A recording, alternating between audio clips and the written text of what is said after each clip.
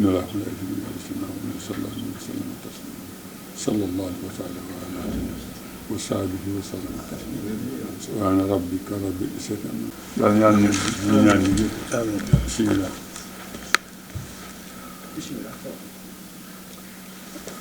Bonjour tout le monde, bonjour chers journalistes. Je m'appelle Matar Diène, mandataire de la famille de feu Baye Omar Thiaw, propriétaire d'un terrain 6A Ouest Foire, dans le lotissement dit Ozobos. Nous avons un différend avec Omar Sy, c'est pourquoi on a appelé les journalistes pour éclairer la lanterne. Parce que par lettre reçue sous le numéro 4545 du 10 août 2018, le chef de bureau des domaines de Ngor Almadies et Grand Dakar m'a fait une correspondance pour m'informer qu'une réponse favorable n'a pu être réservée à ma demande de régularisation par voie de bail, parce qu'il a eu retour du chef de bureau du cadastre de Ngor Almadies et des Parcelles Assainies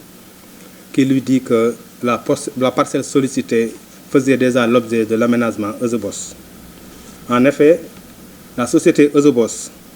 avait contracté des actes de cession avec beaucoup de familles,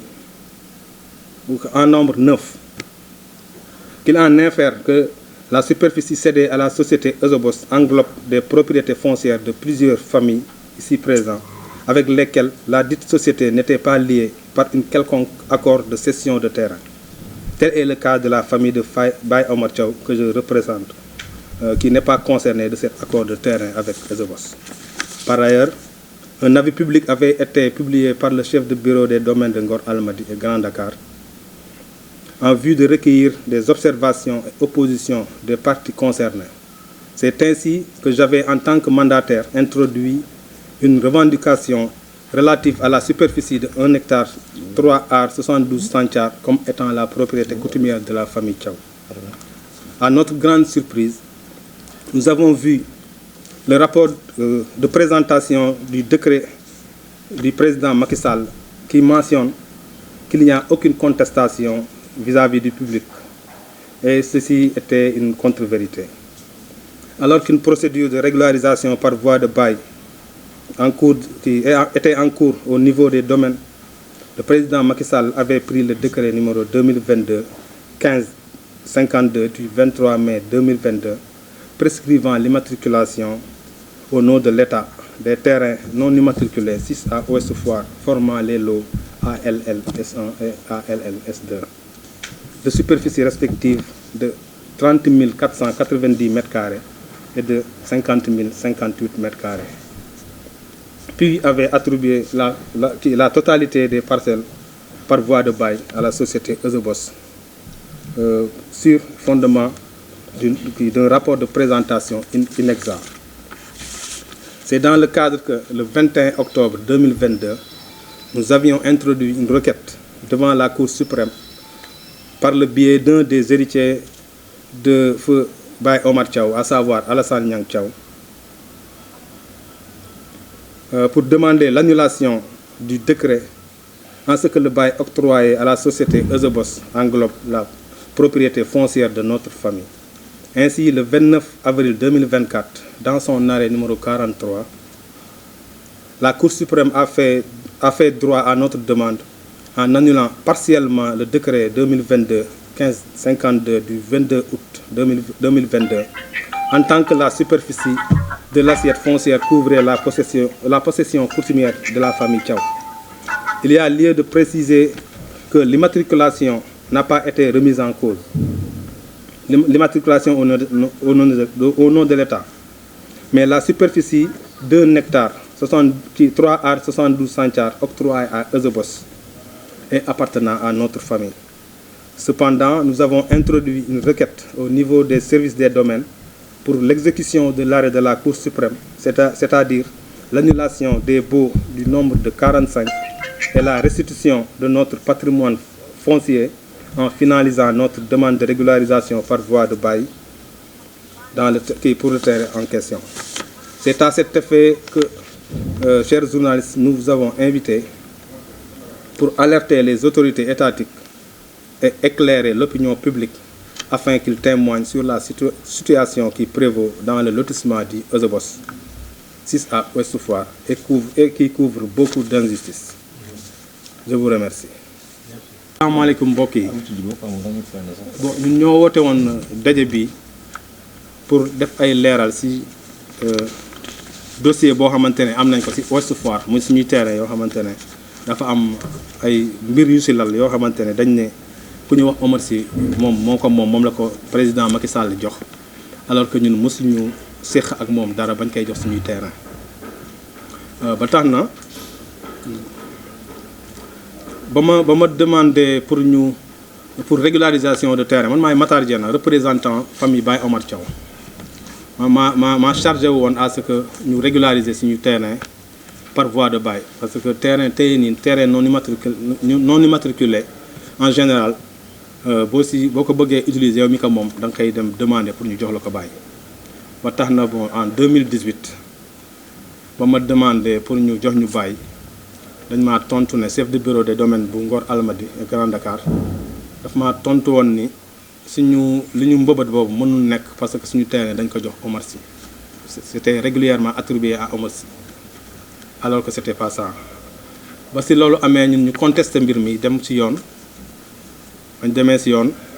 kii mooy que li tax ñu dem ci yoon mooy que ne Macky Sall dafa def décret jox assiette foncière bi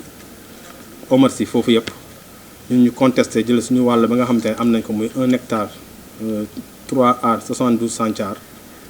ñu attaqué décret bi am ndam ci loolu Cour suprême ne nañ annulé loolu delloo ko seeni borom muy ñun ci loolu lañ jël suñuy document ak arrêt Cour suprême bi jébbal ko waa impôt et domaine pour ñu appliquer pour ñu exécuter arrêt Cour suprême ba nga xamante ne wax na ne ñun ñoom moom foofu suñu terrain yi nekk au nombre de 45 ma si profité pour bàyyi ak ña nga xamante ne même cas bu ma am ñoom moom la ñu am muy suñu mbokk yi ñoom ñu wax seen mbir naka la demee ak Omar Sy maa ngi leen di gërëm. salaamaaleykum mbooloo mi maa ngi tudd Baytir Diagne je représente la famille Feu Mamken Samb man nag suma objet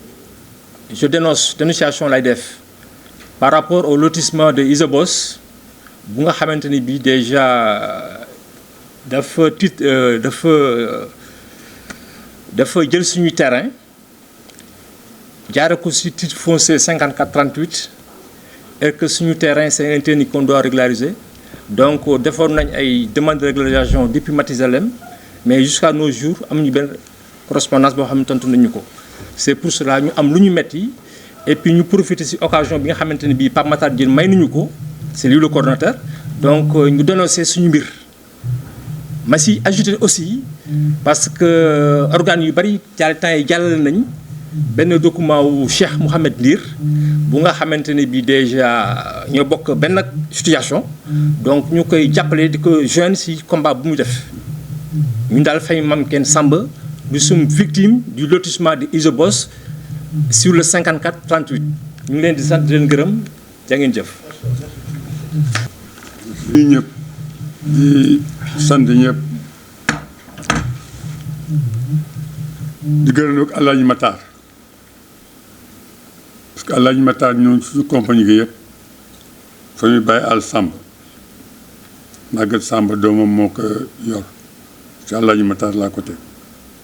waaye nag bu ma laa wax daal ñu ngi gërëm état bi bu baax ñu ngi gërëm président Diomaye di gërëm Ousmane Sonko parce que li ñu waxoon am na parce que ñun ñi nga xamee ne ñoo nekk Yoff nguur ak Abdoulaye Wade zéro pour ñun nguur ak Macky Sall zéro ji nag ñëw ñu taxawal ñu ak suñu alal mais nag li am yëpp Macky Sall moo ko def mu la ko Omar Sy ak waa Kadaas comme ni ko xale waxee dossier boo andi ñu ne Eusebos nekk man nag mosuma jox Eusebos dara Omar Sy mosuma ko jox dara dem naa fa ba xuloog moom am na ay waa Yoff ñu demoon dafa yóbbu sama dossier ma xuloo fa ak ñoom ku ñu wax Modou Ba Seck ak ñoom Baye Alsane ak i beneen groupe ñoom mes groupe boobu yëpp ñoo jël dossier jàmm di ko fa yóbbu ñoo daan liggéey ak Omar Sy ak cadastre amul benn dossier booy mën ni andi si cadastre si Diagne da moon SBOS. donc nag léegi nag am nañu ñu jàppale mooy ñan mooy état bi fi taxaw te comme moom dañ ko wax ne lépp la moom jëlal loo moomul bàyyi ko fa moom léegi mu ngi bëgg a jël lu mat 80 et quelques parcelles te moom 280 400 et quelques parcelles la ne moo ko moom te moomu fa dara li ma fa moom weesul 200 parcelles. donc nag ñun ñi nga xamee ne defoo ñu moom dara ñi defoo moom na dem ak moom waaye ñun ñi defal ak moom man defoo moom dara ak ku mel ni man ba di leen xamal ne état bi ñu ngi leen di gërëm Alaaji Matar mii man nag ci li may waxaat mooy may président au conseil bu Yoff te nag tey ku yor ndomba fii ci Yoff fii ba Jalaaw maa ci mag yàlla defal na ma loolu Ngor ba mbi jëm ku yor ndomba tey Jaraaf Ndey Jiro yëpp maa leen mag te ci 2006 laa falu ba nëgg ni maa ngi ci bon nag Alaaji Matar ñu ngi lay gërëm bu baax ñu si alal yow lañu ko teg loo ci bëgg rek ñu ànd seeg yow boo ne woon tey ñu xeexe ji tey ak moom Omar Sy moom duñ ko bàyyi parce que Omar Sy dëkkul Yoff dëkkul Thiès mu nga dëkk sa gannaaw Mbour dëkkul waa Mbour de waaye léegi ñun mu dëkk Mbour ba nga lekk suñu alal bon ñu jox ko ki dëkk Yoff mu lekk suñu alal ñu ngi leen di gërëm bu baax li ma bëggoon wax nag bari na mais nag comme que gars yi may kobas may yemandi foofu Omar Sy alal jàmbur rek lay lekk wasalaam ngeen baal ñu wax. asalaamaaleykum mbooloo mi man la Youssou Diène dëkk Yoff Ndëngaañ représentant famille Alassane Samba Dial Dakar 42 rue Fleurus. ñun dañu am terrain boo xamante ne dafa nekk ci EGBOS mais yàlla daf leen nattu ñoom ñi xamante ne ñoo collaboré ak EGBOS dañu jël attestation coutumière utal ko terrain boobu def si turu Yacine Seck. Yacine Seck alors que terrain bi yàlla dafa am certificat administratif publié au journal officiel am plan boo xamante ne ça date de 1953 donc loolu ay faux la yoo xamante ne ñoom def nañ ko xëy na Oumar Sy il a été victime mais damay alerter état Sénégal que ne Oumar Sy EGBOS lii xamante dañ ko koy jox am na si ay faux yu bëri yu ci ne nañ ko càmbar bu baax a baax a baax ndax ku mel ni Cheikh Dir ak El Hadj Matar Diène mii bu ñu collaboré woon ak ñoom ak Yoffois yi xamante ne dignement ñoomoon seen i terrain defe naa Oumar Sy du am benn problème waa Yoff duñu am benn problème état du am benn problème mais niñ ko bëgg a doxalee nii ak les documents ñun qu'on a authentique ñun day dañuy dem jusqu'au bout suñu alal dañ koy laaj te dinañ ko jox bu soobee yàlla. asalaamaaleykum wa rahmatullah je vous remercie. asalaamaaleykum wa rahmatullah maa ngi nuyu ñi fi teew ñëpp di nuyu ku nekk turam ak santam man dëkk Abdourahmane Mbengue laa tudd dëkk Yoff Ndenaat man su ma teewaay fii nii dama fi teew en tant que représentant famille Mame Gana Diop Mame Gana Diop yaakaar naa bu ñu ko tuddee fii si Yoff ñëpp seen xel dina am fu mu dem représenté gi ma représenté nag famille Gana Diop comme ñi fi jaar ñëpp ni ñu ko tuddee ñun tam noonu la ñu nekkee victime si lotissement bi nga xamante ni moom la état bi defal promoteur boobu ñun suñu terrain joxuñu ko kenn defaluñu benn procuration jox ko benn nit naka représenté ñu pour famille pour ce promoteur jox defuñu ko kenn ñun terrain bi lii ñu am nañu document boo xamante ne bi certificat administratif la bu daté de 1949 bon loolu du tey kon loolu du ñu toog ba en 2024 25 nii benn nit ñëw bëgg a jël alal boo xamante ni Mame Gana Diop ba mu koy fàggu boobu moom sooy na si àddina ñu def joxuñu kenn sunu terrain boobu noonu lotissement bi nga xamante moom ñoom dañ ko boole si lotissement bi nga xamante ne moom la concerné ñun defaluñu kenn document bu lié Gana Diop ak promoteur boobu noonu loolu rek laa si doon wax amuñu benn kii boo xamante ne moo ñu lié ak sa promoteur loolu laa si doon wax ngeen baal ma wax wa salaam. asalaamaaleykum mbooloo mi ñu ngi leen nuyu kenn ku ne si turam sa tam di rafetlu jotaay bii nag mais loo gis rek am na fu ko yàlla jaarale mais lii waa Yoff di jooy métti na lool waaye li am solo ba am solo lëf boo koy jël sa àll si jàmbur ne fekk nga jël ki anamu leer ak kaydu leer fii li fi nekk si àll bi yëpp lu si bari am na këyit xëy na dafa làqu rek waaye am na këyit mais Omar dafa dugg foo xam ne fii ñàkk fa dugal sa départ ba la ñu juume parce que famille yu bari ñëw nañu mais ñenn këyit yi ñu présenté yooyu këyit dafa am yoo xam ne c'est faux te ñi leen ko joxoon dañ leen waxoon ne toppatoo leen ñu suñu alal mais jaay loolu ñu leen ba bi nga xamee ne mi jël na alal di ko dugal si Yoff ñëpp umpul waa Yoff am famille yoo xam ne di ko jël man day sama famille bu ñu ñëwee dama ne delloon ko xaalis bi dañ koy retourné dem naa ba bureau xam naa ko baax moom Omar man ci foncier bi laa nekk donc li mu yor nee naa ko li nga yor baaxul foo yooyu nag bu ñu gisee koo xam ne kii suñu doom la ñëw du jooytu la mbaa suñuy doom ñu ñëpp dañu ànd nekk benn bloc ku ne wax li ko naqari mais maa ngi encore remercier Alaaji Matar ak journalistes yi xam ne li ngeen dox am na solo lool kenn xeexatul kenn xulootul ndax am na ñoo xamante ni yàlla jox nañu ko muy gouvernement bu bees boo xam ni jubal jubanti wasalaam ngeen baal naax